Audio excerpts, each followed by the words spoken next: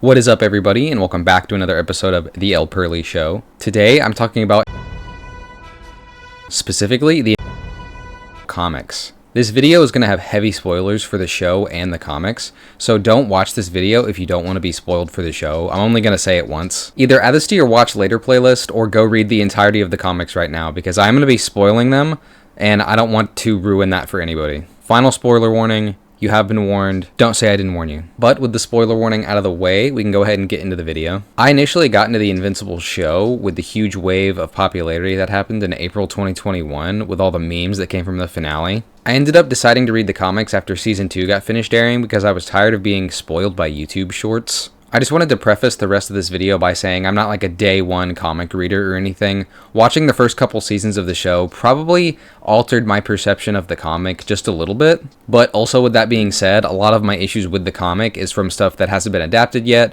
so, I wanted to mention that. I don't think it's going to have like a huge impact on what I have to say, but just wanted to leave that out there.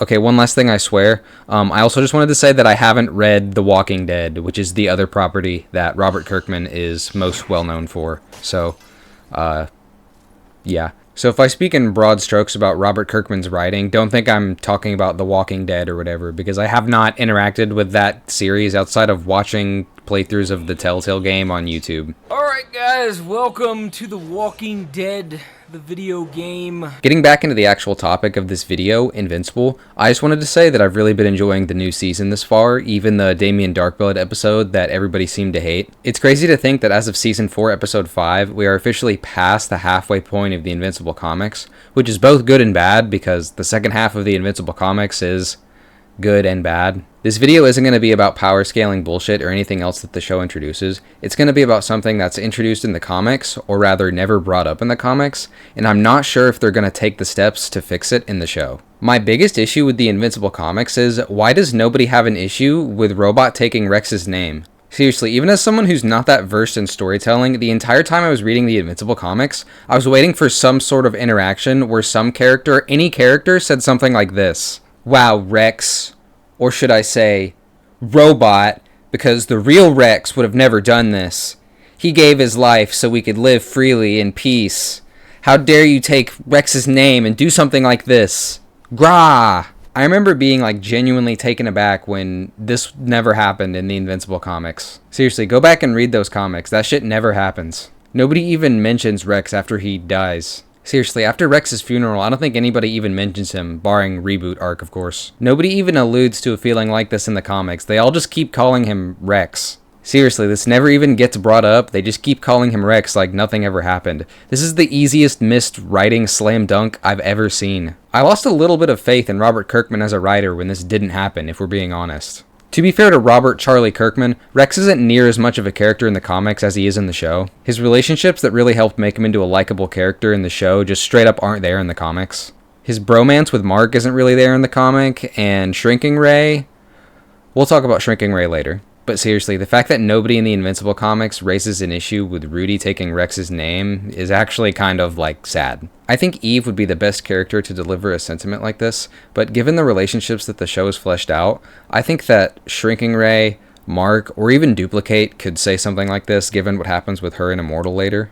I'm really hoping the show will kind of fix this glaring oversight in the narrative. It seems to be going in the right direction, what with making Rex an actual likable character before he Rex-sploded. I guess we'll just have to wait until the Robot turns evil arc to see if they're going to capitalize on this missed opportunity. I had a spoiler warning at the beginning of the video, you already got warned. On top of this characterization fumble, I still wonder how they're going to do the reboot arc in the show. It is straight up the worst fucking arc in the entire run of the comics, and I think pretty much everyone agrees with that. It's like if you asked ChatGPT to write you a story where the protagonist decides that he would make all of the same mistakes that he made in his life again because those mistakes were what made him feel human and what really defined him. Which is a very cool and poignant theme, but it's delivered so sloppily and rushed that it just kind of comes across as weird. It's just a very weird arc. It's very strange. I'm torn between this arc being completely skipped or replaced with something relating to the Damien Darkblood plot from that one episode that everyone hates. Doing something with the Hell subplot would make more sense than whatever the fuck this willowy wisp angel hair monster is that never shows up again after this.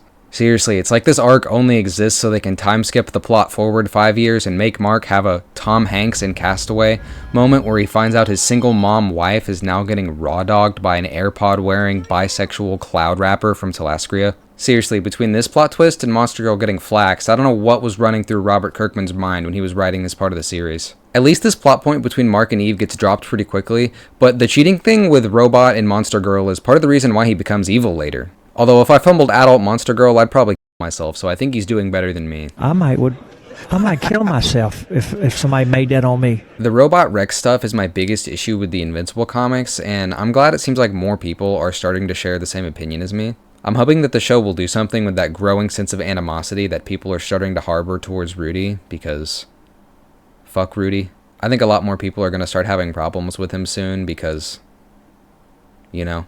The second half of the Invincible comics definitely have some weird stuff that I'm curious to see how they will adapt into the biggest show on Amazon Prime. The show changes Zach Thompson into Zoe Thompson, a Quirk Chungus archetype who feels genuinely plagiarized out of a post-COVID Marvel movie. Thank you! You're the fucking man! No, and my dad would really like it if you didn't say. Oh my god. Oh, hell no, man. What the fuck, man? Get your ass on. It's sort of a questionable decision to change a very forgettable character into one I wish I could forget, especially considering Zach Thompson is way closer of a fit to their target audience of loser high schoolers who jerk off 17 times a day. I also think it's sort of a questionable decision to position her as a love interest to Oliver, considering he's going to be a grown-ass man in like a season and a half. I think everyone's saying they're only doing this to avoid animating Oliver's lobster wife later could be onto something. Feel, I don't know, fizzy inside? Fizzy? You mean... Although I'm honestly hoping that this is like a one-episode thing and that their relationship stays platonic.